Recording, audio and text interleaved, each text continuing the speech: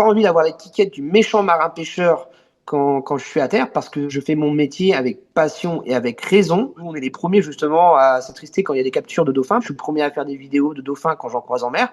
Jusqu'au 20 février, un peu plus de 300 bateaux sont interdits de pêche dans le golfe de Gascogne.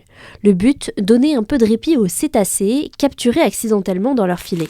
Les bateaux de plus de 8 mètres utilisant l'une de ces 3 techniques de pêche sont concernés. Romain, lui, pratique le chalut pélagique à la Turballe en Loire-Atlantique. Le chalut pélagique, c'est un filet qui en fait sert à pêcher entre deux eaux. Donc on n'est pas au fond, on est soit au milieu, soit en surface. Donc du coup, c'est là où potentiellement on rencontre la route des dauphins, c'est que on va aussi viser en fait les mêmes espèces que eux prédatent, c'est-à-dire ce qu'on appelle le poisson fourrage, l'anchois, la sardine. Et comme c'est un animal qui respire, c'est un animal qui n'est pas au fond de l'eau, qui est en surface. Et c'est pour ça que nous, potentiellement, il peut y avoir des captures accidentelles. Aujourd'hui, il n'existe pas de solution miracle pour éviter les prises accidentelles de dauphins. Néanmoins, les bateaux sont de plus en plus équipés de ce que l'on appelle des pingers, des répulsifs acoustiques qui malheureusement ne sont pas toujours suffisamment efficaces. Depuis 2 ans et demi que j'ai le bateau et que je suis équipé de ces pingers-là, on a le sentiment effectivement d'en capturer moins qu'auparavant. Je pense que depuis que j'ai le bateau, ça a dû arriver 2 ou 3 fois. La suspension de pêche du 22 janvier au 20 février a été mise en place pour la première fois l'année dernière.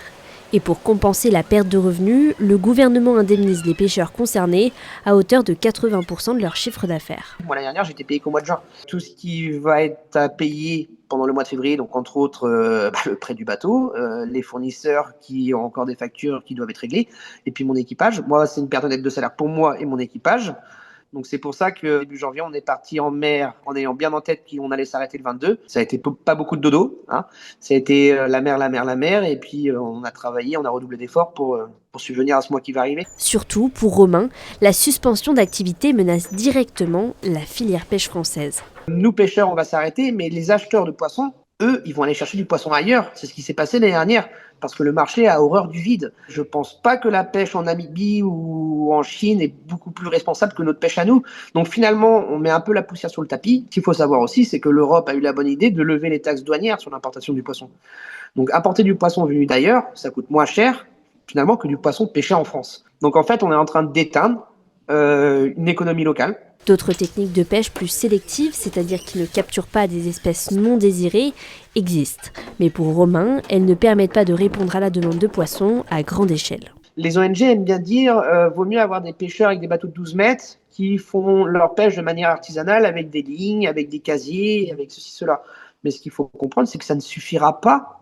Quand le ligneur il va ramener 3 barres, nous, on va peut-être ramener 1 tonne dans la journée de poissons. C'est aussi simple que ça. C'est pour ça qu'on ne peut pas arrêter là. Aujourd'hui, il regrette que le dialogue avec les ONG soit rompu.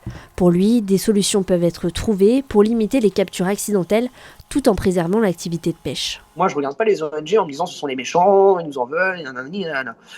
Il y a certains principes où ils peuvent avoir raison. Oui, il y a un problème, il y a des captures accidentelles de dauphins. Oui, il y a un problème aussi dans l'écosystème, on voit qu'il y a des cétacés qui sont désorientés, qui vont s'échouer sur les plages, comme on a vu des orques en baie de Seine, etc. Il y a quelque chose qui se passe dans l'eau. Mais déjà, juste qu'on travaille ensemble. Pour moi, il faut juste trouver des solutions et qu'on ne peut pas dire un métier qui est déjà bien malade, on s'arrête. Parce que là, tout simplement, ce qu'on va faire, c'est qu'on va nous tuer.